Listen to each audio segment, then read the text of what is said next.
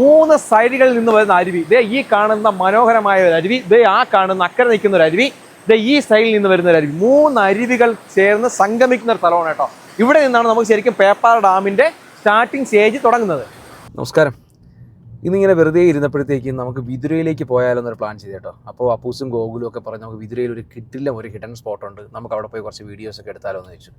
വിതുരയിൽ നിന്ന് കേൾക്കുമ്പോൾ നമുക്ക് ഏകദേശം എന്താ പറയുക, എൻ്റെ ജന്മനാടായ വിതുരയിലേക്ക് പോകാൻ കിട്ടുന്ന അവസരങ്ങൾ ഞാൻ ഒരു കാരണവശാലും മിസ് ചെയ്യില്ല. കാരണം നമുക്ക് ഇപ്പോൾ സമയത്തിൻ്റെയും ജോലിയുടെ തിരക്കുകൊണ്ടൊക്കെ അധികം അങ്ങോട്ട് പോകാൻ പറ്റിയില്ലെങ്കിലും അവിടെ പോകുമ്പം കിട്ടുന്ന ഒരു ഫീലിങ്സ് എന്ന് പറയുന്നത് അത് പ്രത്യേക ഒരു വൈബാണ്. എവിടെയായാലും നമ്മളെ ജനിച്ച നാട് എന്ന് പറയുമ്പോൾ അതെല്ലാവർക്കും ഒരു അഭിമാനമാണ്. നമ്മൾ ലോകത്തിൻ്റെ എവിടെ പോയി എന്തൊക്കെ കെട്ടിപ്പിടിക്കിയാലും നമ്മുടെ ജന്മനാട്ടിലേക്ക് വരും എന്ന് പറയുമ്പോൾ അതൊരു പ്രത്യേക വൈബാണ്, അല്ലെങ്കിൽ പ്രത്യേക ഒരു ഫീലാണെന്നുള്ള കാര്യത്തിൽ ആർക്കും ഒരു സംശയമില്ലെന്ന് എനിക്കറിയാം. അപ്പോൾ നമ്മളിന്ന് പോകുന്നത് വിതുര പൊടിയങ്കാല, വിതുരയുടെ അല്ലെങ്കിൽ ഒരു മിനി സ്വിറ്റ്സർലാൻഡ് എന്നറിയപ്പെടുന്ന വിതുര പൊടിയങ്കാലയിലേക്കാണ് നമ്മൾ പോകുന്നത് കേട്ടോ.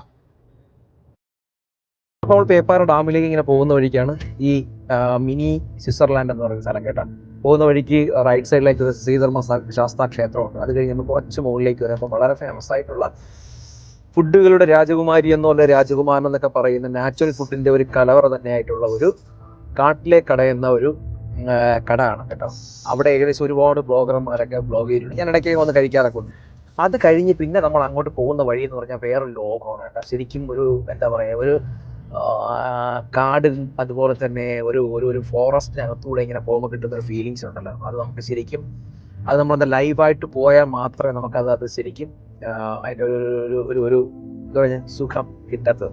അപ്പോൾ നമ്മൾ കാട്ടിലെ കടയും കഴിഞ്ഞ് നമ്മൾ കുറച്ച് ഫ്രണ്ടിലേക്ക് പോകുമ്പോഴത്തേക്ക് റൈറ്റ് സൈഡിലേക്ക് നമ്മൾ കുട്ടപ്പാറ ചെക്ക് പോസ്റ്റ് കാണാൻ പറ്റും. അപ്പോൾ ചെക്ക് പോസ്റ്റ് കഴിഞ്ഞ് ഏകദേശം ഒരു 100 മീറ്റർ അല്ലെങ്കിൽ 200 മീറ്റർ നമ്മൾ ഫ്രണ്ടിലേക്ക് പോകുമ്പോൾ ലെഫ്റ്റ് സൈഡിലായിട്ട് അക്ഷരാർത്ഥം ക്ഷേത്രം എന്ന് വിളിക്കാൻ പറ്റുന്ന, നമ്മുടെ മനസ്സിൽ ദൈവം എന്ന ഒരു സാങ്കല്പിക ശക്തിയെ കാണാൻ കഴിയുന്ന നാച്ചുറൽ ആയിട്ടൊരു അമ്പലം എന്ന കല്ലുകൾ വെച്ച് ആരാധിക്കുന്ന ഒരു നാണുമുത്തപ്പൻ ക്ഷേത്രം. ഞാൻ അവിടെ ഒരാളോട് ചോദിച്ചു, ക്ഷേത്രം നൂറ്റാണ്ടുകൾ പഴക്കമുള്ള ആദിവാസി ഊരിൽ താമസിക്കുന്നവർ വെച്ച് അന്ന് ആ കാലം മുതലേ കല്ലുകളാണ് അവിടുത്തെ പ്രതിഷ്ഠയായിട്ട് ആരാധിക്കുന്ന നാണുമുത്തപ്പൻ ക്ഷേത്രം. ശരിക്കും കൈതക്കാടിൻ്റെ സൈഡിലായിട്ട്, ഒരു അരുവികളുടെ സൈഡിലായിട്ട് നമുക്ക്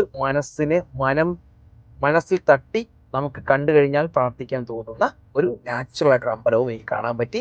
അത് കഴിഞ്ഞ് ഞാൻ വീണ്ടും യാത്ര കുറച്ചുകൂടി മുന്നോട്ട് പോയപ്പോൾ ശരിക്കും എൻ്റെ മനസ്സിനെ ഒരുപാട് വിഷമിപ്പിച്ചൊരു കാര്യം എന്താണെന്ന് വെച്ചാൽ, ഇത്രയും വർഷക്കാലമായിട്ടും ഞാൻ ഇവിടെ എൻ്റെ സ്വന്തം നാട്ടിൽ ഇത്രയും നല്ലൊരു സ്ഥലത്ത് വരാൻ പറ്റാത്തതിൽ എനിക്ക് ശരിക്കും കുറ്റബോധമല്ല, ശരിക്കും മനസ്സിൽ തട്ടി ഒരുപാട് വേദന തോന്നിയ ഒരു നിമിഷം കൂടിയാണ് കേട്ടോ. അപ്പോൾ അതും കഴിഞ്ഞ് കുറച്ചും കൂടി ഫ്രണ്ടിലേക്ക് പോകുമ്പോഴാണ് നമ്മുടെ സ്വന്തം സുന്ദരിമുക്ക് ചെക്ക് പോസ്റ്റ് കേട്ടോ. ചെക്ക് പോസ്റ്റിൻ്റെ അവിടെ നമുക്ക് ലെഫ്റ്റിലേക്ക് കാണുന്ന ഒരു കോൺക്രീറ്റ് തടമുണ്ട്. ആ ഒരു വഴിയെ നമ്മൾ വീണ്ടും യാത്ര തുടർന്നുകൊണ്ടേയിരിക്കുന്നു. അപ്പോൾ നമുക്കിവിടെ ധാരാളം സുഹൃത്തുക്കളുള്ള സ്ഥലങ്ങളാണ് കേട്ടോ. ഇവിടെ ഒത്തിരി സുഹൃത്തുക്കൾ, നമ്മുടെ എന്താ പറയുക, പഴയകാല സുഹൃത്തുക്കളൊക്കെ ഉണ്ട്. ഞാനിവിടെ വന്ന വഴിക്ക് ശേഷം നമ്മുടെ പഴയകാല ഒരുപാട് സുഹൃത്തുക്കളെ കാണാൻ കഴിയും. അതിലൊക്കെ വളരെയേറെ സന്തോഷമുണ്ട്. പക്ഷേ നമ്മൾ ഈ പോകുന്ന വഴിയൊക്കെ ഇച്ചിരി എന്താ പറഞ്ഞാൽ ഈ നമ്മുടെ ഇച്ചിരി കാട്ടുപാതയൊക്കെ താണ്ടിയാണ് പോകുന്നത്.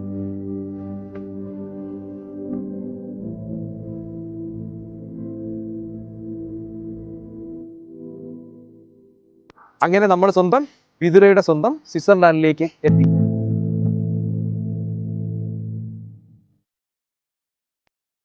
വന്നപ്പോൾ കണ്ടൊരു കാഴ്ച എന്ന് പറഞ്ഞത് കണ്ണിനെ വല്ലാതെ നമുക്ക് എന്താ പറയുക, ശരിക്കും ഒരു കണ്ണിന് കുളിർമ തരുന്ന, ഒരു മനസ്സിന് കുളിർമ തന്ന കാഴ്ചയാണ് നമ്മൾ കൂടുതലും കണ്ടിട്ടുള്ളത്. ഇവിടെ വരുമ്പോൾ ഞാൻ ഒരുപാട് എന്താ പറയുക, ഇന്ന് അവധി ദിവസമായതുകൊണ്ടായിരിക്കാം, ഒരു സൈഡിൽ ആൾക്കാർ എൻ്റർടൈൻമെൻറ്റ് ചെയ്യുമ്പോൾ മറു സൈഡിൽ ഉപജീവനത്തിനായി പണിയെടുക്കുന്ന കുറച്ച് പേരെയും നമുക്കിവിടെ കാണാൻ സാധിച്ചിട്ടുണ്ട്. ഇതിൻ്റെ വേറൊരു ഏറ്റവും വലിയ അഡ്വാൻറ്റേജ് എന്ന് പറഞ്ഞാൽ മൂന്ന് സൈഡുകളിൽ നിന്ന് വരുന്ന അരുവി. ദേ ഈ കാണുന്ന മനോഹരമായ ഒരു അരുവി, ദേ ആ കാണുന്ന അക്കരെ നിൽക്കുന്ന ഒരു അരുവി, ദേ ഈ സൈഡിൽ നിന്ന് വരുന്ന ഒരു അരുവി. മൂന്ന് അരുവികൾ ചേർന്ന് സംഗമിക്കുന്ന ഒരു സ്ഥലമാണ് കേട്ടോ. ഇവിടെ നിന്നാണ് നമുക്ക് ശരിക്കും പേപ്പാറ ഡാമിൻ്റെ സ്റ്റാർട്ടിംഗ് സ്റ്റേജ് തുടങ്ങുന്നത്. അപ്പോൾ ഇവിടെ നിന്ന് വരുന്നവരൊക്കെ എല്ലാം ഒന്ന് കെയർ ആയിട്ട് തന്നെ വരണം കേട്ടോ. കാരണം ഇവിടെ ഒരുപാട് വഴുക്കളുള്ള പാറയുണ്ട്. അതുപോലെ തന്നെ ഇവിടെയൊക്കെ ഇറങ്ങി കുളിക്കാനുള്ള പെർമിഷൻ ഉണ്ടെന്ന് എനിക്ക് തോന്നുന്നില്ല. ജസ്റ്റ് ഫോട്ടോസ് എടുക്കാം.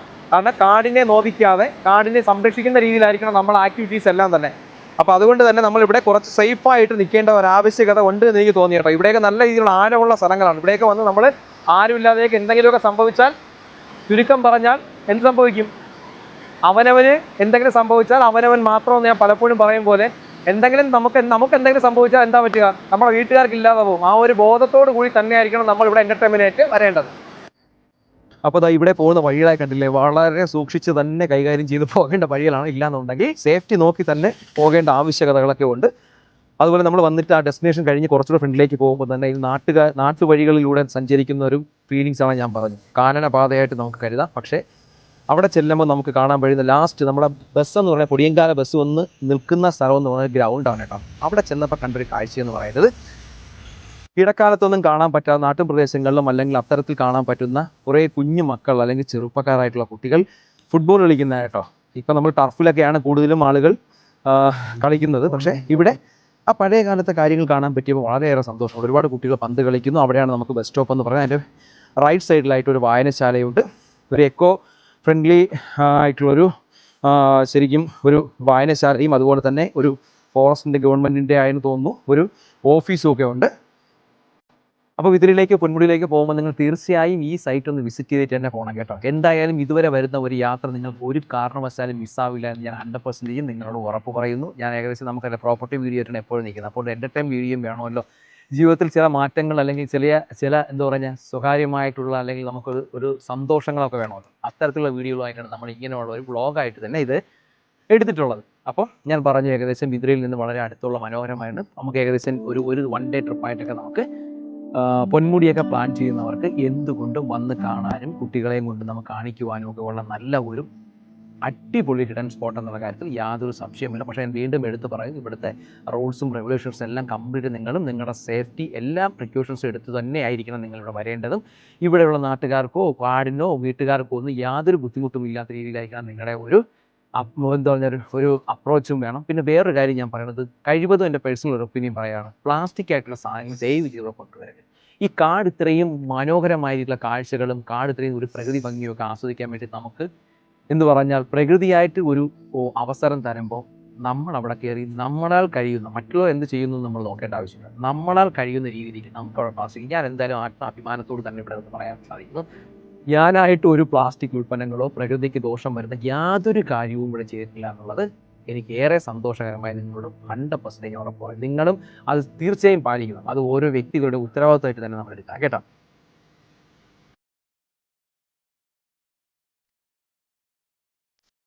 അപ്പോൾ ഇവിടെ വന്നപ്പോൾ കണ്ണിൽ കണ്ട കാഴ്ചകൾ മനോഹരമാണെങ്കിൽ അതിനേക്കാളും അതിമനോഹരമാണ് നമ്മുടെ കാതിൽ കേൾക്കുന്ന ഒച്ചയാട്ടം. ചെറു അരുവികളുടെ കളകളമായിട്ടുള്ള വെള്ളത്തിൻ്റെ വെള്ളച്ചാട്ടവും അതുപോലെ തന്നെ എന്താ പറഞ്ഞാൽ വേഴാമ്പലിൻ്റെയും ചീവിടുകളുടെയും തത്തകളുടെയും പക്ഷികളുടെയും ഒക്കെ ഒരു അതിമനോഹരമായ ഒരു സൗണ്ട് എഫക്റ്റാണ് നമുക്കിവിടെ കിട്ടുന്നത്. അപ്പോൾ കണ്ണിനും മനസ്സിനും കുളിർമ കിട്ടണമെന്നുണ്ടെങ്കിൽ ഒരു ദിവസമെങ്കിലും നമ്മുടെ ഈ സൈറ്റിൽ നിന്ന് വിസിറ്റ് ചെയ്തിരിക്കണം കേട്ടോ. അപ്പോൾ നമ്മളിവിടെ മാക്സിമം അടിച്ച് പൊളിച്ചു.